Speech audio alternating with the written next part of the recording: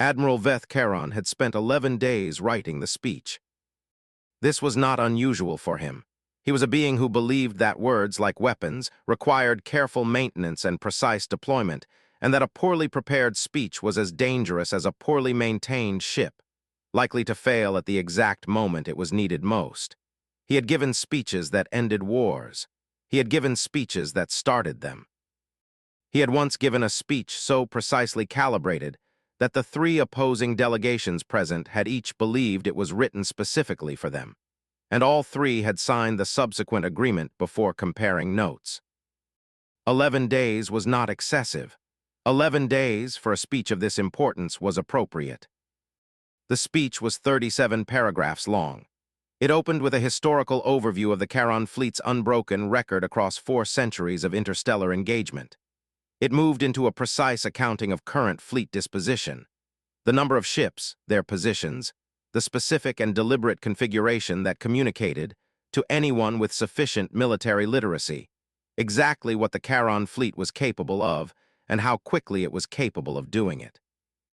It continued into a statement of conditions, formal and specific, each condition numbered, each consequence of noncompliance outlined with the same clinical precision that had characterized every Charon diplomatic communication for as long as anyone could remember.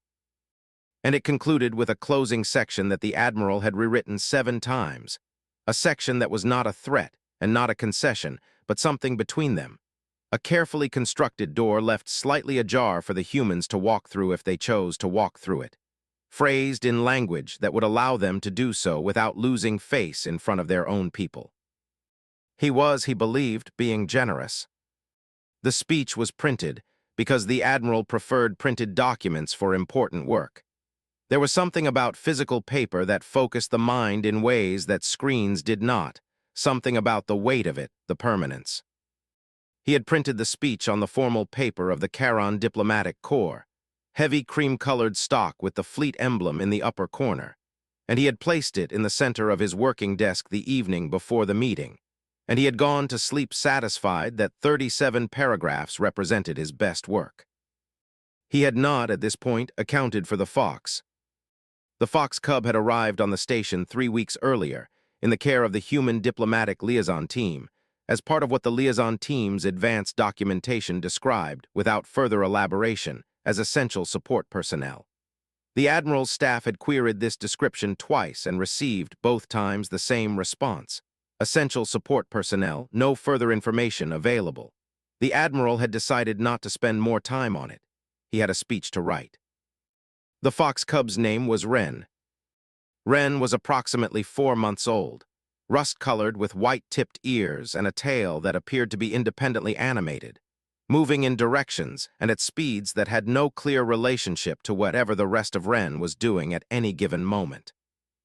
She had arrived in a carrier that she had spent the first 2 days attempting to leave through methods that did not involve the door, and she had eventually succeeded via a combination of persistence and what the liaison team's junior officer, Lieutenant Cass Amberley, described in her notes as strategic cuteness, which she acknowledged was not a technical term, but which she believed accurately captured the mechanism.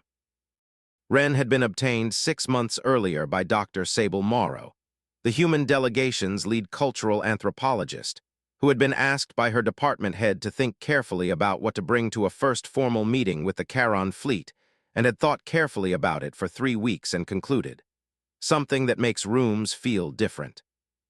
Her department head had said, "Can you be more specific?" She had said, "Something that makes the people in a room respond to what's actually happening rather than to their prepared positions. Something that introduces a variable that nobody planned for, because planned-for variables produce planned responses, and planned responses produce the kind of meeting where both parties leave having said exactly what they intended to say, and nothing true has passed between them." Her department head had said, "You want to bring an animal." She had said, "I want to bring this specific animal, yes." Her department head had thought about this for a long time. Then he had said, "The Charon fleet has never lost a formal engagement in 4 centuries." She had said, "I know." He had said, "They have also never had a first formal meeting with humanity before, which means we don't know exactly what they respond to. She had said, "That's why I want something that doesn't care what they respond to and will just be itself regardless." He had approved the request. He had approved it with the expression of a man who was not entirely sure he was making the right decision, and had decided that uncertainty was not, in this case, a reason to choose the safer option, because the safer option here was also the option that had failed, repeatedly and expensively, in every previous attempt to establish a workable first contact framework with a Charon-adjacent species. Wren had been issued official credentials as essential support personnel, and had immediately set about being entirely herself, which was the only thing she knew how to be, and which she pursued with a focus and completeness that most trained diplomatic personnel found either inspiring or exhausting, depending on the day. The morning of the formal meeting, the Admiral arrived at his desk at 5:30 station time, which was 2 hours before the meeting was scheduled to begin, because he always arrived 2 hours early for important things. He made himself tea. He reviewed the speech one final time. He made 3 small adjustments to paragraph 19, which had been bothering him since the 7th draft, and concluded that paragraph 19 was now correct. He set the speech back in the center of the desk. He stood back and looked at it. 37 paragraphs, 11 days, he was ready. He went to check on the pre-meeting preparations in the adjacent conference room.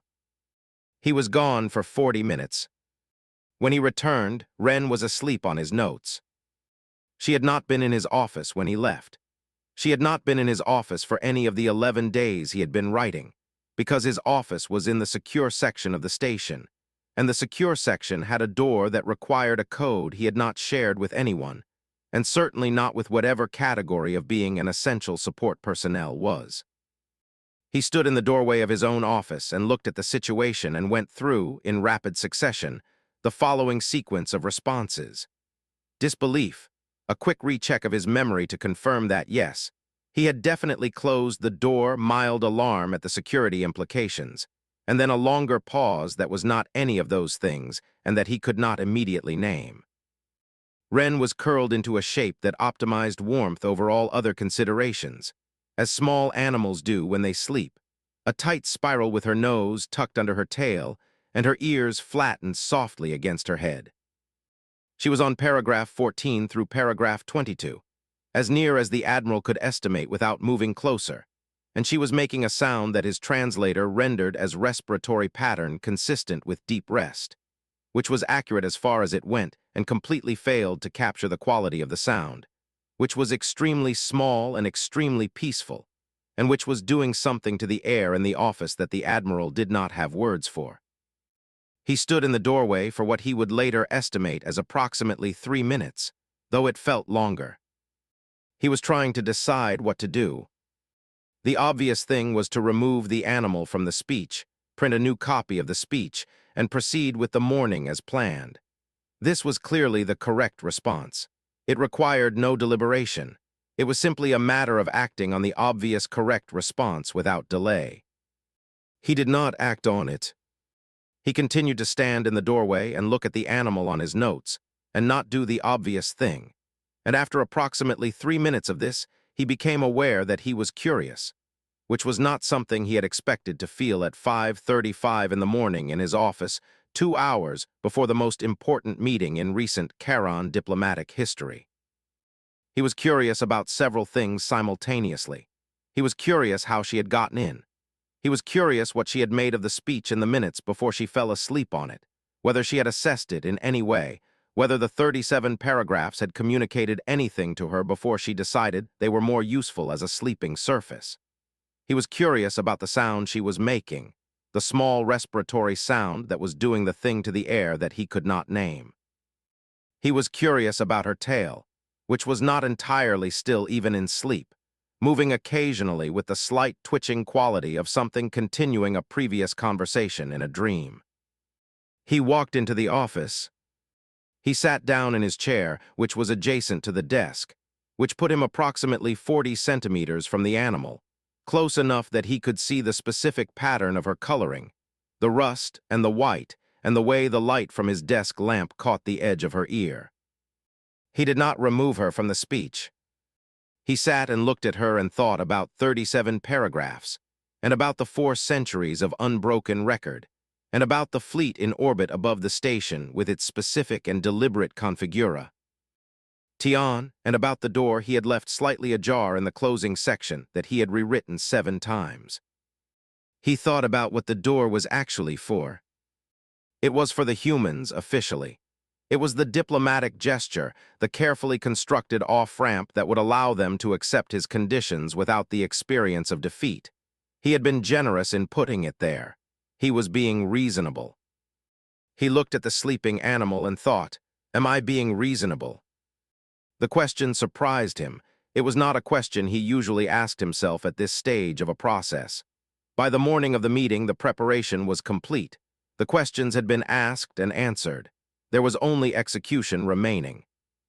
He asked it again quietly to himself, in the privacy of his own office with a fox cub asleep on his speech. Am I being reasonable? He thought about what the meeting was for. The official answer was, establishing the terms of Charon engagement with the human cooperative in the outer systems, a framework that would govern passage rights and resource access, and the formal acknowledgement of respective territorial boundaries. This was accurate. It was also, he thought, looking at Ren, the map rather than the territory. The territory was this. The Charon fleet had arrived in this region of space and found humans already there, settled and organized, and in possession of intelligence networks and trade relationships, and a regional presence that the fleet's advance assessment had significantly underestimated. The fleet had 2 options. It could treat this as a problem to be resolved through the application of the force it had at its disposal. Or it could treat it as a situation that was more complex than a problem, and that therefore required something more nuanced than force. The Admiral had already decided, before he wrote the first word of the speech, that the second option was correct. He had decided this not out of softness, but out of the same precision that characterized everything he did. The calculation was clear. The humans were not a threat that required elimination. They were a presence that required engagement, because engagement produced better outcomes than elimination in situations where the presence was settled and organized and not going away. The speech was the engagement. It was precise and fair, and it left a door ajar. He looked at Ren's. He thought, is a door that someone else built and left slightly ajar the same thing as an open door. He thought, if I were on the other side of that door, would I walk through it? He thought, what would I need in order to walk through it? Ren made a sound in her sleep, not the respiratory sound. A different one, brief and high, the sound of something responding to whatever a sleeping fox responds to in a dream. Her tail moved. Her ears flickered. Then she settled again, deeper into the spiral, and the respiratory sound resumed. The Admiral watched this. He thought, she is not performing anything. He had been in rooms with humans before, briefly, in the preliminary contacts that preceded this formal meeting, and in those rooms the humans had been doing what everyone did in rooms that mattered, which was performing a version of themselves calibrated to the specific requirements of the situation. They had performed confidence and reasonableness and openness, and a controlled version of strength that said we are not afraid without saying it in words. He had performed his own things in return. The rooms had been full of performances, and from those performances an agreement to meet formally had been reached, and the formal meeting was this morning. Ren had not been in those rooms, but she was in this one, and she was not performing anything, and the absence of performance was doing the thing to the air that he could not name, and he thought now that the thing it was doing was making the room feel like a room where something real could happen rather than something arranged. He picked up the speech. He read paragraph 1. He put the speech back down. He picked up a blank piece of paper and a pen because he preferred pen for thinking, and he wrote at the top, "What do I actually want from this meeting?" He wrote for 20 minutes. He did not write a speech. He wrote the answer to the question, plainly, in the direct internal language of someone thinking rather than communicating, the language that did not need to manage anything because it was not being read by anyone except himself. He wrote, I want a framework that holds, not a framework that the humans accept because they have calculated the consequences of refusal and chosen acceptance as the less costly option. A framework like that requires constant maintenance, constant management of the power differential that produced it, constant readiness to remind the other party of the consequences they originally calculated. It is expensive, and it is fragile, and it produces the kind of compliance that turns, over into the kind of resentment that eventually becomes a different problem. I want something different. I want something that holds because both parties find it genuinely preferable to the alternative. I have not, in 37 paragraphs, given the humans a reason to find it genuinely preferable. I have given them a reason to accept it. These are not the same thing. He stopped writing. He looked at what he had written. He looked at Ren's. She had not moved. She was still asleep on paragraphs 14 through 22, still making the small respiratory sound, still entirely herself in the complete and uncomplicated way of something that does not know how to be anything else. He thought she walked into a secure office with a coded door and fell asleep on a speech that took 11 days to write. And in doing so, she has asked a better question than I have asked myself in 11 days of preparation. He thought, this is an unusual situation. He thought, I am grateful for it. Lieutenant Cass Amberley arrived at the Admiral's office at 6:20, 40 minutes after she had realized that Ren was not in her carrier, and had spent the intervening time searching the station with escalating alarm before someone in the corridor mentioned seeing a small rust-colored animal moving with great purpose in the direction of the secure section. She had not understood how Ren had gotten through a coded door, and had decided that understanding it was a lower priority than finding her. She knocked on the Admiral's office door. The Admiral said, "Come in." She came in. She found the Admiral of the Charon fleet sitting at his desk with a pen in his hand and a piece of paper in front of him, and a fox cub asleep on what appeared to be a very formal document. And she stood in the doorway and tried to identify the correct response to this situation, and could not immediately do so. She said, "I'm so sorry. She got out of her carrier again. I don't know how she got through the door." The Admiral said, "She put her paw in the door mechanism while the cleaning staff was in the corridor, and the door was briefly on manual override." I checked the corridor log. A pause. She said she figured out the door. He said she was motivated. She said, "I'll take her back right now. I'm so sorry about your notes." He said, "Leave her."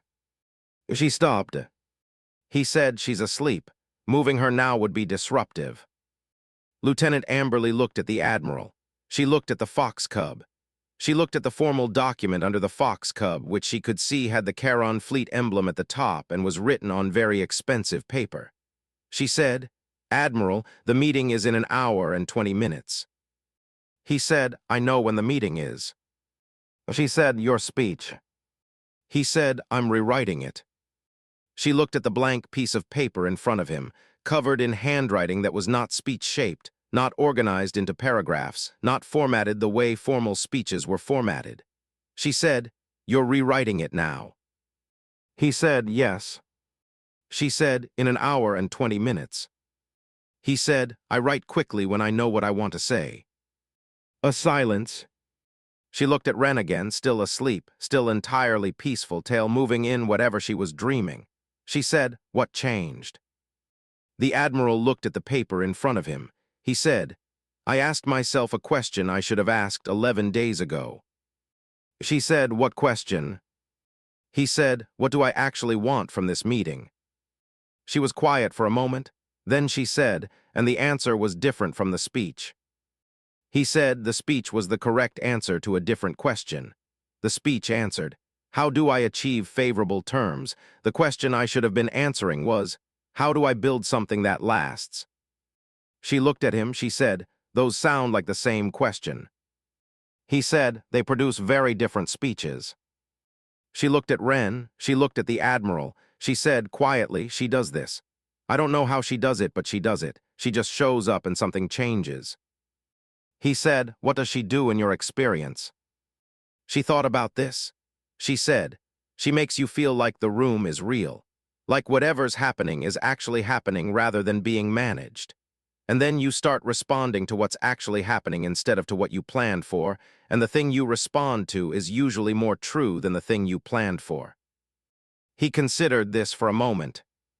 He said, "She is 4 months old." She said, "Yes." He said, "And she has this effect." She said, consistently. Dr. Morrow says it's because she has no agenda except her own comfort and curiosity. So everything she does is just a direct response to what's in front of her. No performance. And when something is responding to you directly with no performance, you tend to respond directly back. And direct responses are more honest than prepared ones. The Admiral looked at Ren. He said, "She responded to my office." She said, "She finds warm places with interesting smells and she sleeps in them. Your office apparently qualified." He said, "She found a warm place with interesting smells, and she slept in it. And in doing so, she asked me the most useful question I have been asked in my career." Amberly said, "I'll tell her you said so. She won't care, but I'll tell her." The Admiral wrote the new speech in 53 minutes. It was 19 paragraphs, not 37. It opened differently, not with the history of the Charon fleet, not with the accumulated weight of 4 centuries of unbroken record, but with an acknowledgement that was simple enough that he had to rewrite it 4 times to keep himself from making it complicated. The Charon fleet had arrived in this region and found the human cooperative already present, established, and consequential. And this fact required engagement rather than either conflict or accommodation. And this meeting was the beginning of that engagement. And the Admiral was here in the spirit of beginning rather than in the spirit of concluding. He had never opened a speech with the word beginning before. He read it back and found that it felt correct in the way that the right word always felt correct, not like a choice, but like the word that had always been there, waiting. The conditions were still present, because conditions were the honest acknowledgement of what each party brought to a negotiation, and omitting them would have been dishonest in a different direction. But they were numbered differently, framed differently, and the door in the closing section was not left slightly ajar. It was open. Not as a concession, not as a retreat from position, but as the logical conclusion of a speech that had started by acknowledging that both parties were here to begin something, and beginnings required open doors, not carefully ajar ones. He printed the new speech on the same heavy cream-colored stock, because some things did not need to change. He put it on the desk. Ren was still asleep on the old one. He looked at both documents for a moment.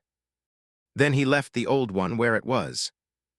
The meeting lasted 3 hours and 40 minutes, which was longer than any Charon first formal meeting on record, and it produced, at the end of those 3 hours and 40 minutes, not a signed agreement but a joint declaration of intent to negotiate, which was not the same thing as an agreement, but which was, in the Admiral's experience, the more durable foundation for one, because a declaration of intent came from a different place than a signed agreement.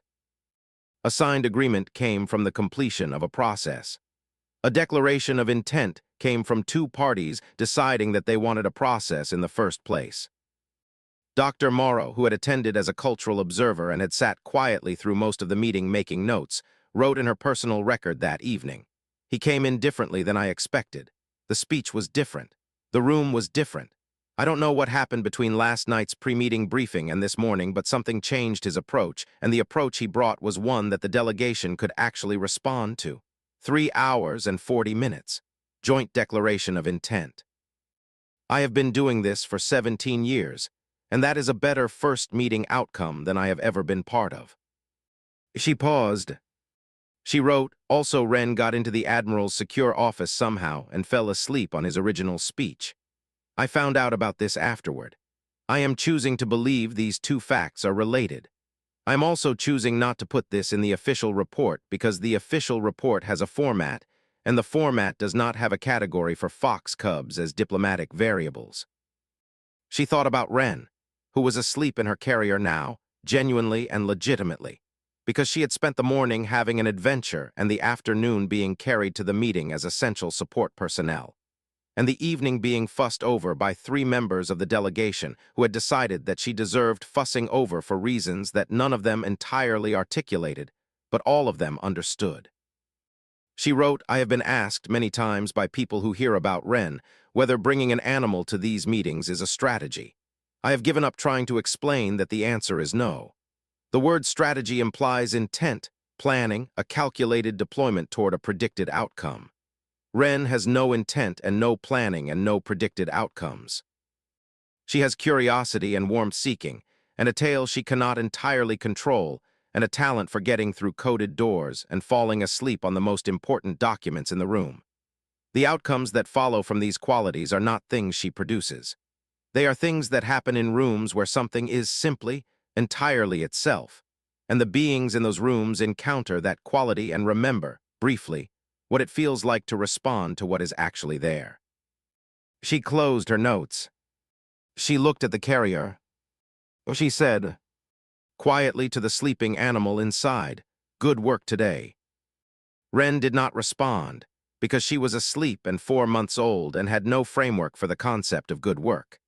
She was simply there, as she always was, in the complete and uncomplicated way that was the only way she knew how to be. It was as it had always been, and as it would continue to be, entirely enough. The Joint Declaration of Intent became a working agreement 14 months later. The working agreement became a formal framework 6 months after that. The formal framework governed passage rights and resource sharing and the mutual recognition of territorial boundaries in the outer systems, and it held, in the way that things built on genuine foundations hold, without requiring constant maintenance, and without producing the resentment that compliance produces when compliance is not chosen. Admiral Veth Caron signed the final framework document in the same room where the first meeting had taken place. He brought no speech. He had decided, after the events of that morning 11 months earlier, that speeches were the right tool for some things and not others, and that knowing the difference was more important than being good at the tool. He signed the document. He set down the pen. He sat for a moment in the quiet of the room, in the quality of silence that follows the signing of something real. Then he said to the human delegation's lead, Dr. Morrow, "I have a question. It is not a diplomatic question." She said, "Go ahead." He said, "Ren, the fox cub, what happens to her as she grows?" She said, "She'll be larger and more opinionated, and she'll still find her way through doors she's not supposed to be through." He said, "Will she still fall asleep on important documents?" She said, "Probably, if they're in warm places and the smells are interesting." He thought about this. He said, "I keep the original speech. The one she slept on, I have it in my office." She looked at him. He said, "It reminds me to ask the right question before I begin preparing the answer." She said, "What question?" He said, "What do I actually want from this?" She was quiet for a moment. Then she said, "That's the question, yes." He said, "A 4-month-old fox taught me that." She said, "She teaches most people something. She doesn't know she's doing it. That's why it works." He looked at the signed document on the table between them. He said, "She is essential support personnel." She said, she really is. Outside the station, in the systems that the framework now governed, in the routes that were now open and the boundaries that were now acknowledged and the resource arrangements that were now agreed, things continued that had been uncertain before. Ships moved in their patterns. Settlements continued their work. The slow machinery of two civilizations finding out how to exist in the same region of space moved forward, imperfectly and incrementally, the way all real things move. Inside, in an office on a Charon Fleet flagship, a piece of heavy cream-colored paper with the fleet emblem in the corner sat in a frame on the wall. It was wrinkled in places, and there was a small impression in paragraph 17 where something had rested for several hours, a slightly flattened place in the formal paper that the paper's original purpose had not anticipated. The Admiral looked at it every morning. He thought about the question every morning. What do I actually want from this? It was, he had concluded, the only question worth starting with. Everything else followed from it or it did not, and the things that did not follow from it were things that did not need to be done. He had learned this from a fox cub who had been looking for a warm place with interesting smells. and had found his office and fallen asleep on 11 days of careful work without any awareness that she was teaching him anything at all. He thought this was the best possible way to learn something. He thought he owed her a great deal. He had tried once to communicate this to Lieutenant Amberley, who managed Wren's logistics on behalf of Dr. Morrow's team. Amberley had said, "You can tell her yourself if you want. She won't understand, but she'll appreciate the attention." He had said, "What form should the attention take?"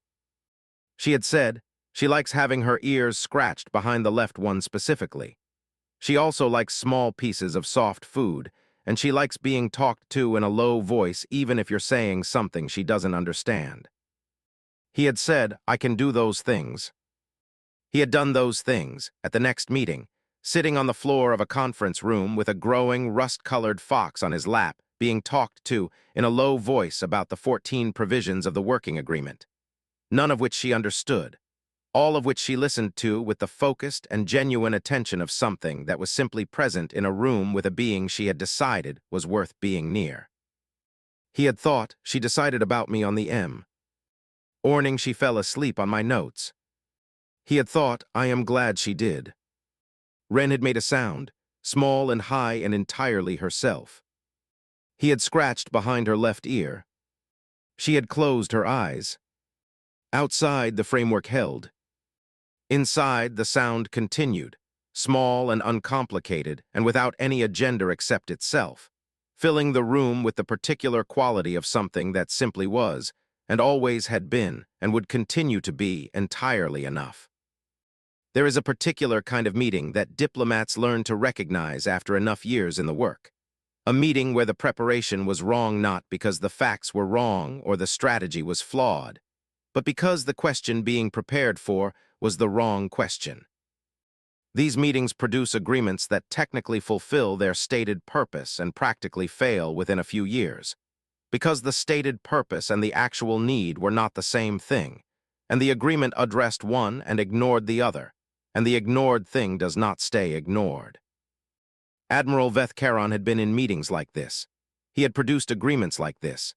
He had watched 3 of them fail in ways that were entirely predictable in retrospect, entirely invisible in advance, and in each case had concluded that the failure was the result of factors outside his control. He had not, until the morning with Wren, looked directly at the question he had been asking himself at the start of each preparation, and considered whether the question itself was part of the problem. The question he had always asked was, "How do I achieve the best outcome for the Charon fleet?" This was not a wrong question. It was his job. But it was, he understood now, a question that produced a certain kind of answer, which was an answer that optimized for Charon fleet outcomes and treated the other party as a variable to be managed toward that optimization. The agreements that came from that kind of answer were agreements that the other party had agreed to because the cost of not agreeing was higher than the cost of agreeing, not because they had found the agreement genuinely preferable. The question he should have been asking, and had not been asking, was, how do I create a situation that both parties genuinely prefer? The difference between these 2 questions was not large, stated plainly. It was one additional party's genuine preference. But the difference in what they produced was the difference between a framework that required constant maintenance and a framework that held because both sides wanted it to. He had needed a sleeping fox to show him this. He had spent some time, after the first meeting, and during the months of working toward the formal framework, thinking about why it had taken a sleeping fox. He was not a being who lacked intelligence or experience or the capacity for honest self-assessment. He had 41 years of diplomatic and military service. He had the resources of the finest analytical minds in the Charon fleet at his disposal. He had read extensively, prepared thoroughly, and thought carefully about this meeting for the entirety of the 11 days he spent writing the original speech. None of it had produced the question. Wren had produced the question in 3 minutes, without intending to produce anything, by falling asleep on his desk and making a small sound and being entirely, unreservedly herself in a room where the Admiral had been alone with his preparation, and his certainty, and the 37 paragraphs he had been sure were exactly right. He thought about this often. He thought about it not because it was pleasant to think about, exactly, but because it seemed important to understand, because something that had happened once would happen again if he understood it, and something he didn't understand would happen once and then be lost. What he concluded, after considerable thought, was this. The preparation had been wrong not because he lacked information, but because he was inside the preparation. He could not see the preparation from outside it, because he was the one who had built it. And when you have built something, it is very difficult to ask whether it should have been built differently, because the question is threatening to the work you have already done, and the mind that did the work has reasons not to ask it. Ren had not built anything. She had arrived with no preparation and no investment in any existing structure, and she had simply been in the room, and her presence in the room, her complete lack of stake in the 37 paragraphs or the 11 days or the question they were answering, had made the room into a place where the Admiral could, briefly, be outside his own preparation and look at it. He had looked at it and seen that the question was wrong. The rest had followed from there. He had tried to explain this to Counselor Dravik, who had been present at the first meeting and at the framework signing, and who had a habit of asking the Admiral explain his thinking in terms that could be recorded in the official analysis. He had said, "The animal introduced a perspective that I could not introduce for myself, because I was too close to my own preparation to see it clearly. Her presence created enough distance from the preparation that I could assess it rather than simply inhabit it." Dravik had written this down and then looked at it and said, "I understand what you are saying, but I am not sure how to write a policy recommendation based on it." The Admiral had said, "The policy recommendation is, bring something into the room that has no stake in the room, something that is simply itself. It will show you what you are unable to show yourself." Dravik had written this down. He had looked at it for a long time. He had said, "The thing that is simply itself." The Admiral had said, "Yes." Dravik had said, "In practice, this means an animal." The Admiral had said, "In practice, for the humans, it has consistently meant an animal. I do not know if there are other things that could produce the same effect. I know that the animal produces it, and I know that the mechanism is the absence of agenda, and I know that the absence of agenda in a room full of agendas is the rarest and most clarifying thing I have encountered in 41 years. Dravik had written all of this down. He had thought about it for several days. Then he had sent a formal inquiry to the Human Delegation's Cultural Exchange Office, asking for information about domestic fox species and their availability as companion animals, citing the inquiry as relevant to ongoing cross-cultural relationship development. The Human Delegation's Cultural Exchange Office had responded with information about domestic foxes, and also with a note that said, "We are glad this has been useful.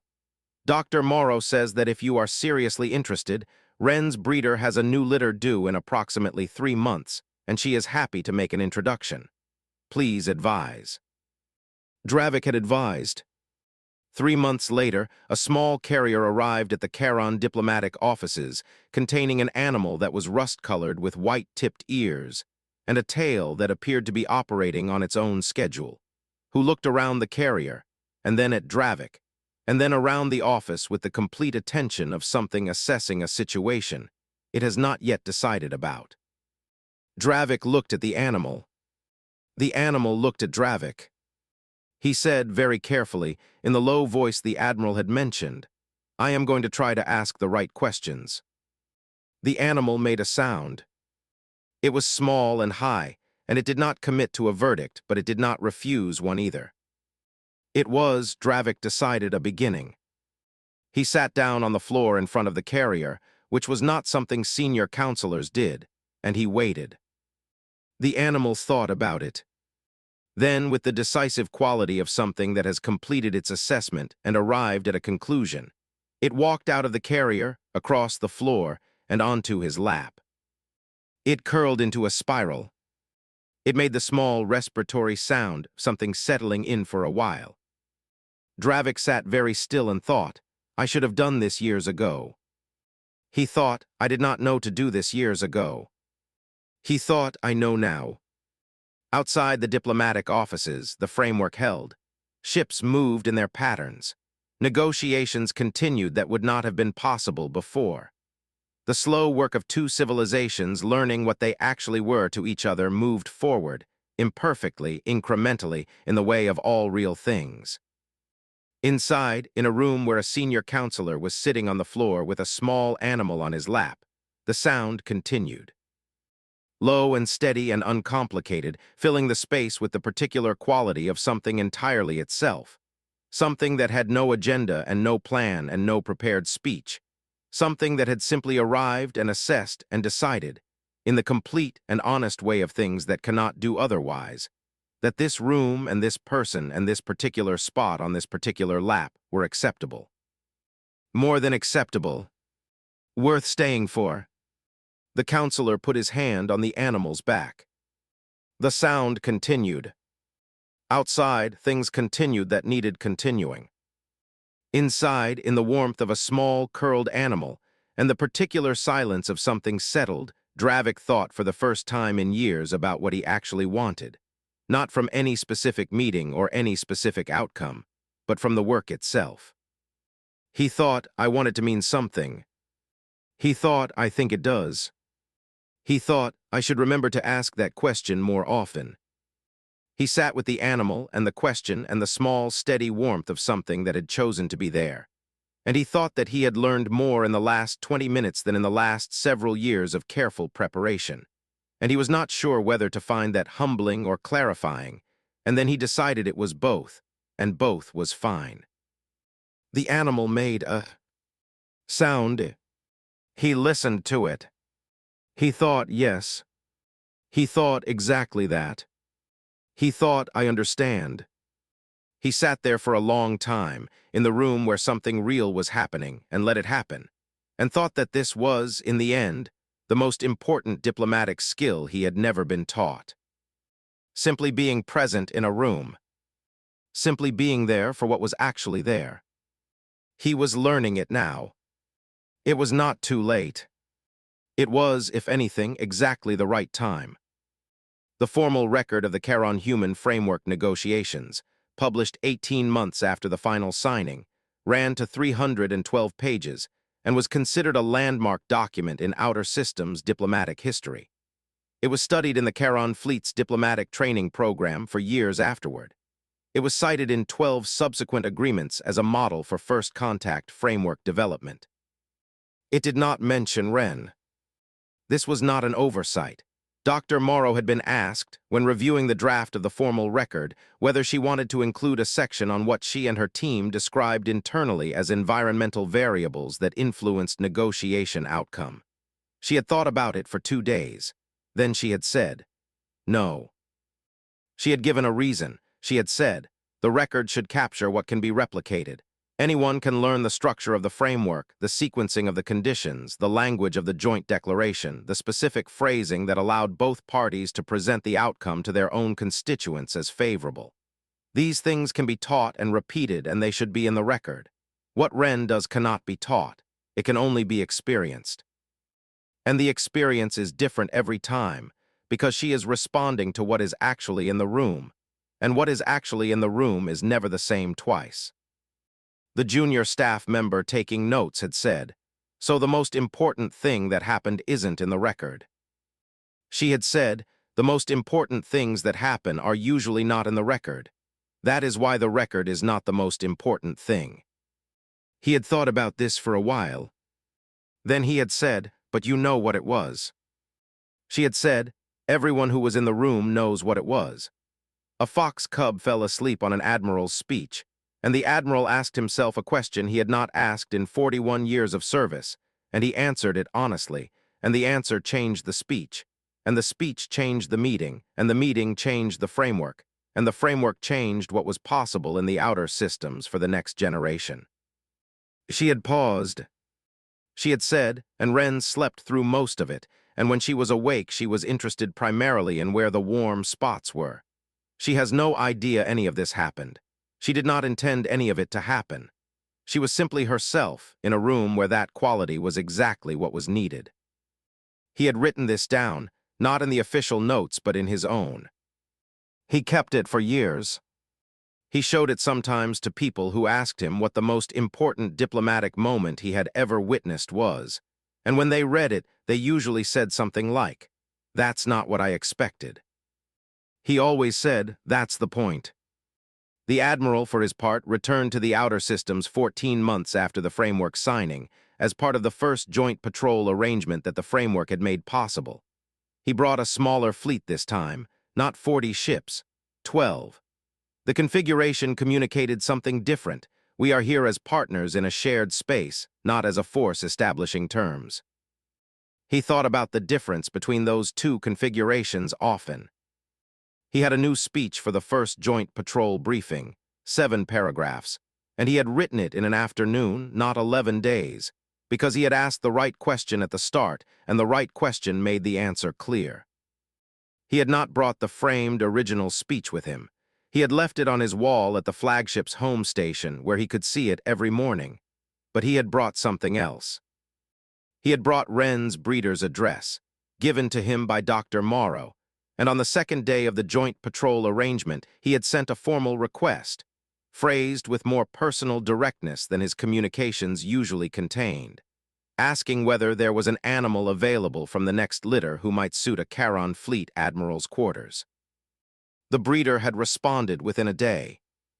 There was one remaining from the current litter, rust-colored, 8 weeks old, with a tail she had not yet learned to manage and opinions she had formed before she had the context to understand them. The breeder described her as very particular, assesses everything, makes up her mind quickly and changes it slowly, and is currently claiming the breeder's best chair as her own. The Admiral had read this. He had thought, she sounds exactly right. He had sent his acceptance. He had thought for the rest of that day about Wren sleeping on paragraph 14 through 22, and about the question he had asked himself in the hour that followed, and about the speech he had written in 53 minutes that had been more true than the speech he had spent 11 days on, and about the framework that had held for 18 months and showed every indication of holding for considerably longer. He thought all of that came from something that wanted a warm place and found my desk and went asleep without asking permission. He thought, I have done more in 41 years with considerably more intention and considerably less effect. He thought I should learn from this. He had been learning from it. He intended to keep learning from it. The new animal arrived 2 weeks later, in a carrier that she had spent the first day attempting to escape, and had succeeded in escaping on the second day via methods the carrier's manufacturer had not anticipated. She was rust-colored with white-tipped ears, slightly smaller than her age might suggest, with the pale eyes of something that has already decided it intends to understand everything in its environment and is making a systematic start. She looked at the Admiral's quarters. She looked at the Admiral. She walked with the purposeful confidence of something that has assessed a destination and committed to it, to the Admiral's desk. She put her front paws on the edge and looked at the papers arranged there. She looked at the Admiral. He said, those are not a sleeping surface. She looked at the papers. She looked at the Admiral. He said, that is a patrol briefing for tomorrow morning. It is not finished. She stepped onto the desk. She walked, with careful attention to each paper she stepped on, to the center of the desk. She turned around twice. She lay down on the patrol briefing. She looked at the Admiral. He looked at her. A long silence. He said, you are 4 months old. She blinked. He said, you do not know what you are doing. She closed her eyes. She was asleep in approximately 90 seconds. The Admiral sat down in his chair. He looked at the animal on his patrol briefing. He looked at the patrol briefing under the animal. He thought about the right question. He thought about the patrol briefing and what it was trying to accomplish and whether the question it was answering was the right question. He picked up his pen. He wrote on a blank piece of paper beside the desk, what do I actually want from this patrol? He wrote the answer. It was different from the briefing. He started over. Outside, the stars moved in the dark. The fleet sat in its formation, 12 ships. the configuration that said partners rather than force. The outer systems continued their work, all the ordinary, extraordinary work of civilizations finding out how to share a region of space without destroying each other or themselves. Inside, in the quiet of an admiral's quarters, a small animal slept on a patrol briefing that was in the process of becoming something better, making the low, steady sound of something entirely at rest, entirely itself, entirely unaware of what it was doing. It was, as it had always been, doing it anyway. The Admiral wrote. The sound continued. The work went on. 18 months after the framework signing, Lieutenant Cass Amberley was promoted to commander and given her own diplomatic posting, a position on a station in the mid-systems that handled a category of ongoing negotiations that had been stalled for 4 years, and that her superiors believed required fresh perspective and unconventional approach. They gave her wide latitude in how she conducted the work. She brought Ren. Ren was now fully grown, which meant she was larger and more opinionated than she had been and still could not fully account for her tale. And she had a detailed internal map of every warm location on every station she had ever visited, and was quick to update this map whenever a new location became available. She had assessed several hundred beings over the course of her life, and had been right about all of them in the ways that mattered. She walked into the first meeting of the mid-systems negotiation, and looked around the room with the comprehensive attention of something conducting a full survey, and then she walked to the center of the table and sat down, which put her equidistant from both parties, and she looked at each of them in turn with the pale, steady eyes that the Admiral had once described as the most honest assessment he had ever received. The lead negotiator on the opposing side, a being named Vel Soren who had spent 4 years defending a position she privately believed was becoming untenable, but that no one had yet found a way to allow her to move from without losing face, looked at Ren for a long moment. She said, "What is that?" Amberley said, "That's Ren, she's my colleague." Vel Soren said, "Your colleague is an animal." Amberley said, "My colleague is essential support personnel with an unblemish ed record of improving room quality." A pause. Vel Soren looked at Ren. Ren looked at Vel Soren. The assessment was mutual and unhurried. Vel Soren said, "She's looking at me." Amberley said, "She's deciding." She said, "Deciding what?" Amberley said, "Whether you're worth trusting." A longer pause. Vel Soren said, "And if she decides I am." Amberley said, "Then we'll have a better meeting than either of our briefings suggested was possible." Vel Soren looked at Ren for another long moment. Something in her expression shifted, marginally, the way expressions shift when someone has encountered something they did not plan for and is deciding how to respond to it. She said she has strong opinions. Amberley said she has excellent judgment. Vel Soren was quiet. Ren made a sound, small, considered, not a verdict but the approach to one. Vel Soren looked at her for a moment. Then she looked at Amberley. She said, "The stalled position. The one we have been in for 4 years. I want to talk about whether there is a different position available. I have not been able to raise this without it being read as a retreat. Can we find a way to raise it that is not a retreat?" Amberley said, "Yes." She said, "How?" Amberley said, "By framing it as something new rather than something changed. By starting from where we both actually are rather than from where we said we were 4 years ago. By asking what we both actually want rather than what we both said we wanted at the beginning." A silence. Vel Soren looked at Ren. Ren had moved. She had walked, during the course of this conversation, from the center of the table to the side nearest Vel Soren. She was now sitting within arm's reach. She looked at Vel Soren with the expression of something that has arrived at a preliminary conclusion and is prepared to revise it given further information, but is leaning toward a particular answer. Vel Soren extended her hand toward Ren. Ren sniffed it. Her tail moved. Vel Soren said quietly, "All right." Amberley said, "All right." The negotiation that had been stalled for 4 years reached a preliminary agreement in 9 days. The agreement was not what either party had stated as their position 4 years earlier. It was something different, something that had not been available 4 years earlier because 4 years earlier both parties had been answering the wrong question. And the wrong question produces positions that are very hard to move from once stated, and positions that are hard to move from tend to stay in place long after the reasons for them have changed. Ren attended every session.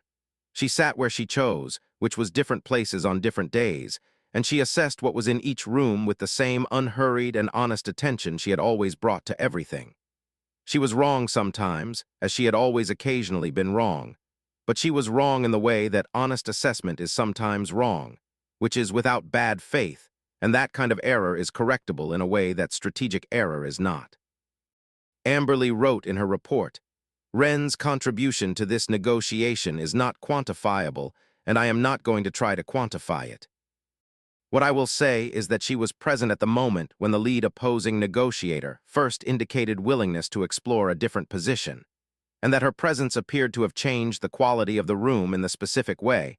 I have observed her change rooms for the past several years, which is to say she made the room feel like a place where what was actually happening was what was actually happening, rather than what was supposed to be happening.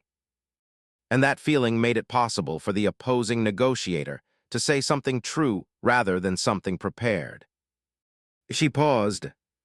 She added, "I know this is not satisfactory as an analytical explanation. I have been trying to find a satisfactory analytical explanation for 6 years. I have concluded that the thing resists satisfactory analytical explanation because it operates prior to analysis, in the space before the room has become a room where things are analyzed. Ren operates in that space. That is where she lives. That is the only place she knows how to be. And it turns out that this space, the space before the analysis, the space where things are simply themselves and beings are simply in a room together before they have begun to perform what they came to perform, is the most important space in any negotiation." She read this back. She thought it was the most accurate thing she had written in 6 years. She filed it. Ren was asleep on her travel bag. Outside in the mid-system station, in the corridors and the conference rooms and the long windows that looked out at the stars, the ordinary work of beings learning to coexist continued. The slow, patient accumulation of agreements that held and relationships that deepened, and the incremental movement towards something that could be called, with increasing confidence, a genuine partnership. Inside, the warmth of a small sleeping animal, the sound continued, low and steady and without plan or purpose beyond itself, making the air in the room into the kind of air where something real could happen, making the room into the kind of room where what was actually there was enough, and where what was actually there was, always, more than enough. It had always been enough. It would always be enough. This was the thing Ren knew that required 11 days and 37 paragraphs, and an admiral sitting on the floor of his office to remember. She had known it from the beginning. She would know it until the end. She made the sound in her sleep. It continued. That was enough. That was everything.